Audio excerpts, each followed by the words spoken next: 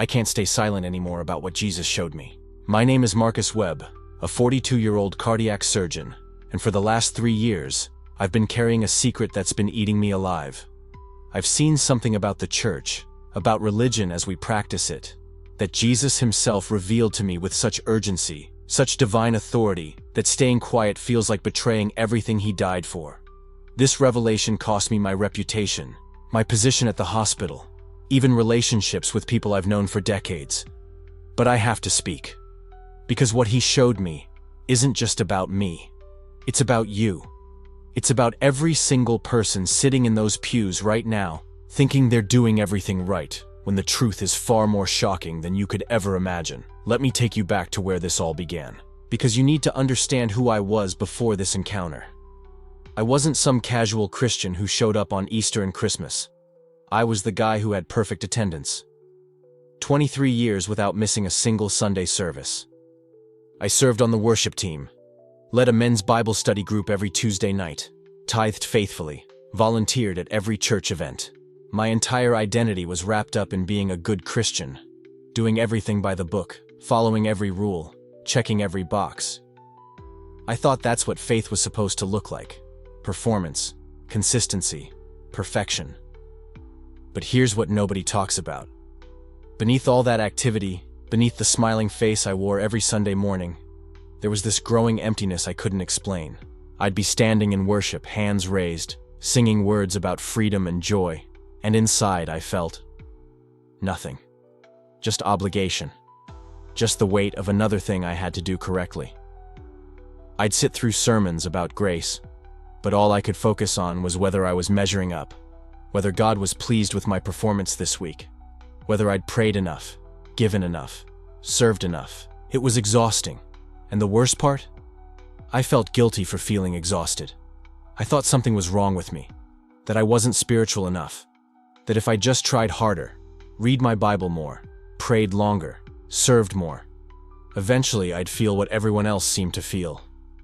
I remember this one particular Tuesday night, about 4 months before everything changed. I was leading the Bible study, and we were discussing what it means to have a relationship with God. Everyone was sharing these beautiful testimonies about feeling God's presence, hearing his voice, experiencing his love. And I sat there nodding, encouraging them, quoting scripture, playing the role perfectly. But inside, I was terrified, because I realized I had no idea what they were talking about. I'd been doing church for over 2 decades, and I'd never actually experienced God. Not really. I knew about him. I could quote theology. I could teach doctrine. But I didn't know him. Not the way they were describing. Not in that intimate, personal way that seemed so real to everyone else. That night, driving home after Bible study, I had this moment of complete honesty with myself. I gripped the steering wheel and thought, what if I've been doing this all wrong?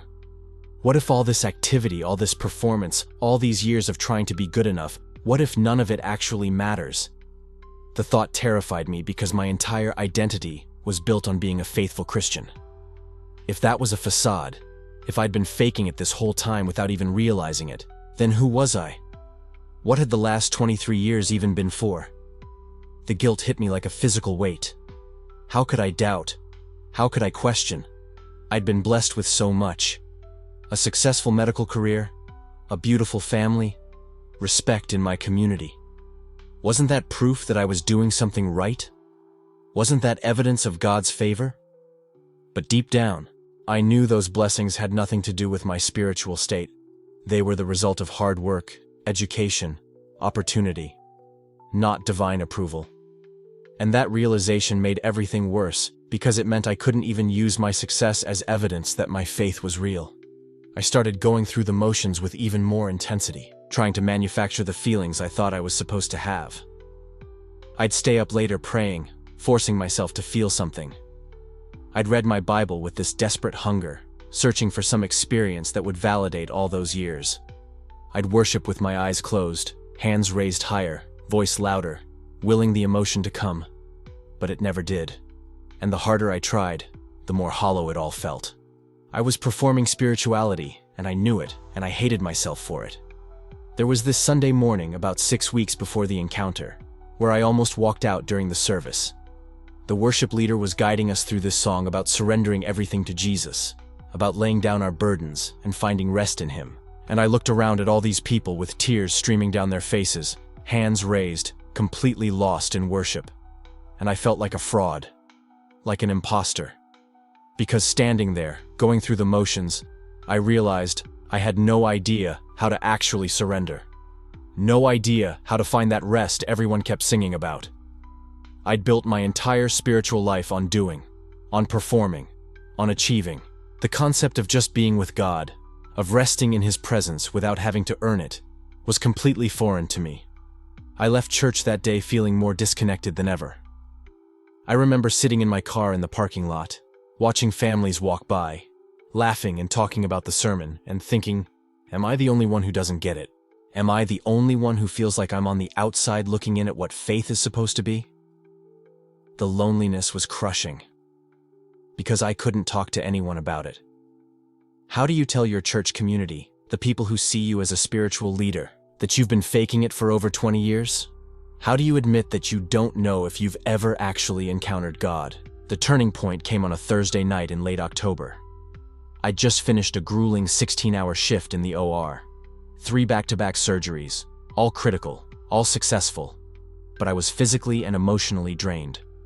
I drove home in complete silence, not even turning on the radio, just sitting with the weight of everything I'd been carrying. When I walked into my house, my wife was already asleep, the kids were in bed, and the house was dark and quiet. I should have gone straight to sleep, but instead, I found myself walking into my study, closing the door, and just sitting in the darkness. I don't even remember deciding to pray. It wasn't planned, it wasn't part of my routine. I just started talking out loud in that dark room, and for the first time in maybe my entire life, I was completely honest. I said, God, I don't know if you're even listening. I don't know if I've ever actually heard your voice. I've spent 23 years doing everything I thought you wanted, and I feel more lost now than I did when I started. I'm tired of pretending. I'm tired of performing. If this is all fake, if I've been chasing something that isn't real, I need to know. Because I can't keep doing this. I can't keep living like this. The vulnerability was terrifying, because saying those words out loud felt like admitting failure. Like admitting that everything I'd built my life on was a lie. My hands were shaking, my chest felt tight. I remember thinking, this is it. This is the moment where it all falls apart. Where I have to face the possibility that my entire faith has been nothing but empty religious activity. And that's when everything changed. I can't fully explain what happened next, because it defies every logical, scientific framework I've spent my entire career operating within. The air in the room shifted. That's the only way I can describe it. It wasn't a physical sensation like a breeze or a temperature change. It was something deeper. Something I felt in my chest, in my spirit. The darkness in the room didn't change, but somehow there was light. Not light I could see with my eyes, but light I could feel. Warmth, presence, something so real, so tangible, that every rational part of my brain was screaming that this couldn't be happening, while every other part of me knew with absolute certainty that it was. My first instinct was fear. Pure, overwhelming fear. Because whatever this was, it was beyond anything I'd ever experienced. Beyond anything I could control or understand. I felt exposed. Like every thought I'd ever had, every secret I'd kept, every facade I'd carefully constructed was suddenly transparent. Visible. Known. And the terrifying part wasn't judgment. It was intimacy. This presence knew me. Not the version I presented to the world, not the role I played at church, but the real me. The broken, confused, desperate me I'd spent decades hiding. I opened my eyes and he was there. Jesus. Standing in my study, in my house, as real and solid as any person I'd ever seen. But calling him a person doesn't capture it. There was something about his presence that filled the entire room, that made the air itself feel alive. His eyes met mine, and I couldn't look away. They weren't harsh. They weren't condemning. They were filled with a love so profound, so complete, that it shattered every defense I'd ever built. It was the kind of love that sees everything, every flaw, every failure, every dark corner you've tried to hide, and still chooses you, still wants you, still pursues you. He didn't speak at first. He didn't need to. His presence alone was answering every question I'd been asking. This was real. God was real. And everything I'd been doing for the last 23 years, all the performance, all the striving, all the trying to be good enough, none of it had brought me any closer to this moment, to him. I'd been so busy doing church that I'd completely missed the relationship, the actual, real, intimate knowing of God that I'd been starving for without even realizing it. When he finally spoke, his voice wasn't loud. It wasn't the booming, authoritative voice I'd imagined God would have. It was gentle, personal, like he was speaking directly into the deepest part of me, the part that had been crying out for truth in that dark room just moments before. He said, "Marcus, I've been waiting for you to stop performing long enough to see me. You've been so focused on doing things for me that you've missed being with me." Those words hit me like a physical blow because they were exactly what I needed to hear and exactly what I'd been terrified to acknowledge. I'd built my entire spiritual life on action, on achievement, on proving my worth. And in doing that, I'd completely missed the point. I'd missed him. Tears started streaming down my face, not the manufactured emotion I'd tried to force during worship services, but real, raw grief for all the years I'd wasted chasing a version of faith that had nothing to do with actually knowing God. He stepped closer, and I could feel the weight of his presence increasing, not oppressive, but overwhelming in its intensity. He said, "I want to show you something. Something they don't teach in the church you've been attending. Something that's been hidden behind programs and performances and religious traditions for so long that my people have forgotten what it actually means to know me." My heart was racing. Every instinct I had as a scientist, as someone who operates in facts and evidence and logical processes, was telling me this couldn't be happening, but it was. And somewhere deeper than logic, deeper than reason, I knew this was the most real thing I'd ever experienced. More real than the surgeries I performed, more real than the life I'd built, more real than anything I thought I knew about faith or God or Christianity. He reached out his hand toward me and I saw the scars, the nail prints, physical evidence of a love so radical, so complete, that it went to the cross for people who were still performing, still striving, still trying to earn what had already been freely given. And in that moment, I understood. This wasn't about me being good enough. This had never been about me being good enough. This was about him being enough, about his love being enough, about his sacrifice being enough. Everything I'd been doing, all the religious activity I'd poured my life into, it was all an attempt to earn something that had already been given. And then Jesus looked at me with such love, such compassion, such perfect understanding of every struggle I'd faced, every doubt I'd carried, every moment of emptiness I'd tried to fill with more activity. He said, "Marcus, what I'm about to show you will change everything you think you know about the church, about religion, about what I actually came to accomplish. There's a truth they don't preach from the pulpits, a reality they've buried under traditions and programs and institutional structures. And once you see it, you'll never be able to go back to the way things were." My entire body was trembling, part excitement, part fear, part anticipation for whatever was coming next. Because I knew, in that moment, standing in the presence of Jesus himself, that my life was about to be completely transformed, that everything I thought I knew was about to be challenged, that the comfortable, predictable faith I'd been living was about to be shattered by something far more real, far more radical, far more true. And then Jesus looked at me with such love and said the words that shattered everything I'd been taught. And those words, I can still hear them echoing in my mind even now.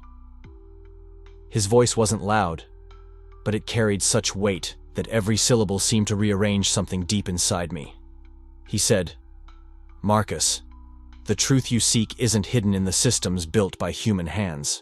It's hidden in plain sight, buried beneath layers of tradition that were never meant to separate you from me. I felt tears streaming down my face.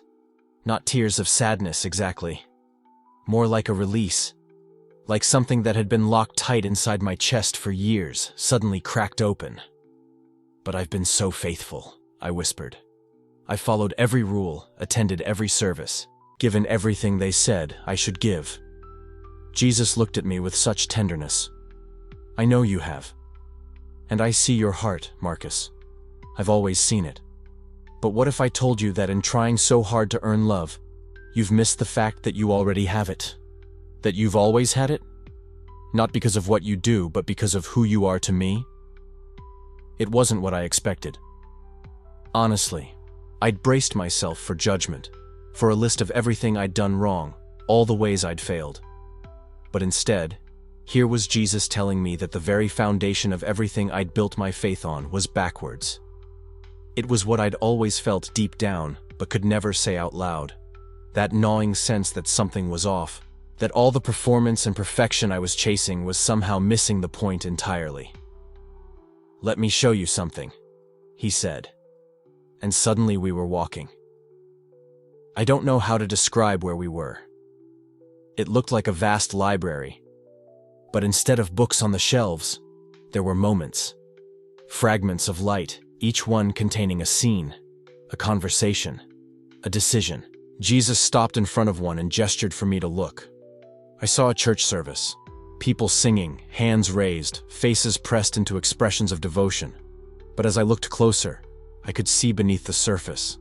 I could see the thoughts running through their minds. One woman was calculating how much she needed to tithe to maintain her reputation as generous. A man in the front row was rehearsing the prayer he'd deliver later, making sure it sounded spiritual enough to impress the leadership. A teenager was counting down the minutes until she could leave, feeling crushed under the weight of expectations she could never meet. "Do you see it?" Jesus asked quietly. "This is what breaks my heart. Not that they're worshiping, not that they're gathering, but that they believe their worth is measured by their performance. That they think my love is something to be earned rather than received." He moved to another fragment of light. This time I saw a religious leader standing before a congregation, preaching about the dangers of straying from doctrine, emphasizing the importance of maintaining proper hierarchy, of respecting authority, of following the prescribed path. The congregation nodded along, many of them taking notes, absorbing every word as absolute truth. Jesus' expression shifted, not to anger, but to something deeper. Sorrow, a profound grief that seemed to emanate from his very being. "This was never my intention," he said, his voice barely above a whisper. "I came to tear down the barriers, Marcus.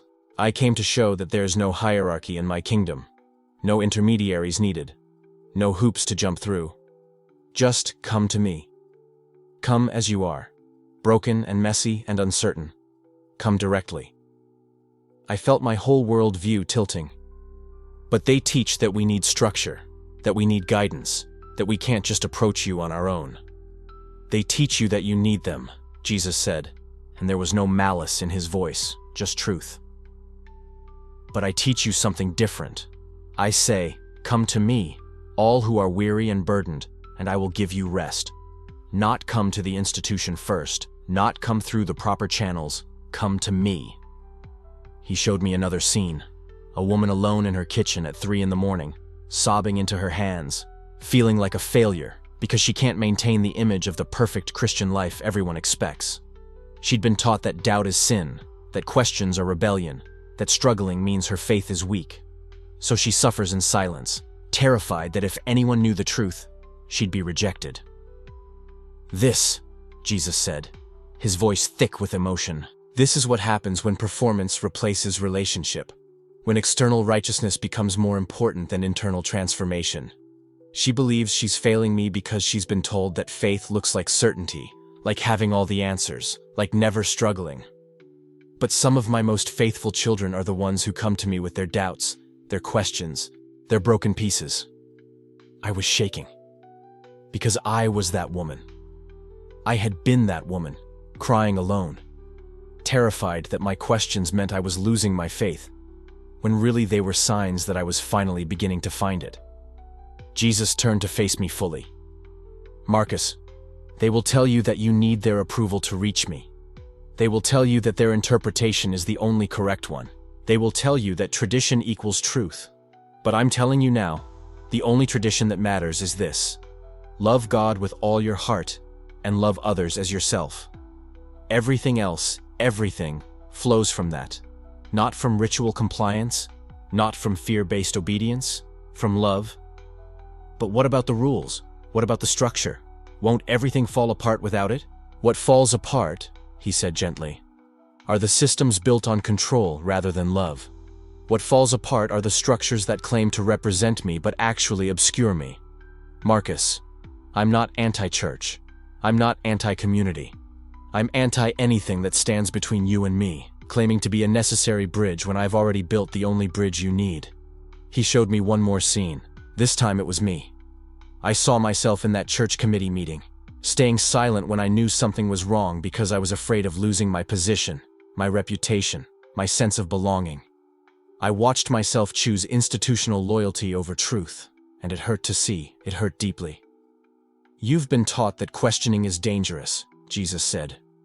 But I made you curious. I made you thoughtful. I gave you a mind capable of critical thinking. Using it isn't rebellion, Marcus. Using it is honoring how I created you. The dangerous thing isn't doubt. The dangerous thing is blind allegiance to any human system, no matter how religious it claims to be. Everything I'd been struggling with suddenly made sense. The dissonance I'd been feeling wasn't a sign that my faith was weak. It was a sign that I was finally waking up to what faith actually is. Not performance, not perfection, not earning love through religious achievement, just relationship. Just coming to Jesus directly, honestly, vulnerably. I can't go back to pretending I didn't see this, I said, my voice shaking. I know, Jesus replied, and I'm not asking you to. I'm asking you to be free. Free to love me without the weight of performance. Free to question without the fear of rejection. Free to be authentic instead of perfect. This is what I've always wanted for you. The encounter didn't last forever. Eventually, I found myself back in my living room, the morning light streaming through the windows. But I was fundamentally changed. I couldn't look at my faith the same way. I couldn't participate in the same systems with the same unquestioning compliance. Because I'd seen behind the curtain. I'd seen the difference between religion about Jesus and relationship with Jesus. The transformation wasn't instant in every area, but it started immediately. I began reading scripture differently, not looking for rules to follow, but for the heart of God to know. I started praying differently, not performing for an audience, but talking honestly to someone who already knew everything anyway. I began evaluating my church involvement differently, asking myself whether each commitment was bringing me closer to Jesus or just making me busier for the institution. Some people noticed. My small group leader asked if I was okay, because I'd stopped saying the right spiritual things and started saying what I actually thought. A friend from church commented that I seemed different, less intense, more peaceful. My pastor called me in for a meeting because I'd politely declined a leadership position I'd been pursuing for years, and he couldn't understand why. How could I explain? How could I tell them that I'd encountered Jesus and he'd shown me that so much of what we were doing was never what he intended? That the hierarchy we maintained, the performance we demanded, the fear we used to motivate compliance, none of it reflected his heart. I tried. God knows I tried. But when you've experienced freedom, it's almost impossible to go back to bondage and pretend it feels safe. When you've tasted authentic relationship with Jesus, religious performance loses its appeal. When you've heard him say that you're loved not because of what you do, but because of whose you are, earning love through achievement becomes exhausting rather than inspiring. The cost was real. I lost friends. I lost my position in leadership. I lost the sense of belonging I'd had in that community for over a decade. Some people thought I'd lost my faith entirely. They couldn't understand that I hadn't lost my faith. I'd found it. Really found it, maybe for the first time. But I'd gained something infinitely more valuable. I'd gained freedom. Freedom to be honest with God about my doubts, my struggles, my questions. Freedom to approach Him directly without needing anyone's permission or approval. Freedom to let go of the exhausting performance and simply rest in being loved. Freedom to prioritize relationship over ritual, love over law, grace over guilt. And that's why I can't stay silent. That's why I'm sharing this, even knowing some people will judge me, criticize me, maybe even condemn me. Because there are others out there who feel what I felt, who sense that something is off, who are drowning under the weight of religious performance and wondering why following Jesus feels more like burden than freedom. You don't have to take my word for it. In fact, please don't. Don't replace one person's interpretation with another. Instead, do what I did. Go to Jesus directly. Ask Him yourself. Seek Him not through the lens of what you've been told you must believe, but with an open heart willing to hear whatever He wants to say. He's not afraid of your questions. He's not threatened by your doubts. He's not going to reject you for being honest about your struggles. The religious systems might do all those things, but Jesus won't. He's waiting for you to come to Him, exactly as you are, without the performance, without the pretense, without the perfect spiritual facade. This isn't about leaving your faith. It's about finding authentic faith. It's about discovering that relationship with Jesus looks different than religion about Jesus. It's about experiencing the freedom that comes from knowing you're loved not because you've earned it, but because that's who He is. If this resonates with something you've been feeling, you're not alone. If you've been questioning whether all the rules and regulations and religious performance is really what Jesus intended, trust that instinct. If you've been longing for something more real, more authentic, more alive than what you've experienced in institutional religion, that longing is valid. Seek Jesus directly. Not through human systems that claim to be necessary bridges. Not through intermediaries who insist you need their interpretation. Just Him. Ask Him to show you the truth. Ask Him to reveal Himself to you personally. He will. I promise you, He will. The truth isn't hidden, even though it's often obscured. It's been waiting for you to ask, waiting for you to seek, waiting for you to knock. And when you do, you'll find what I found. Not a list of rules to follow. Not a performance to perfect. But a person who loves you beyond measure and wants nothing more than for you to know Him. Really know Him. Not just know about Him. That's the secret they don't want you to discover. That you don't need them the way they've told you that you do.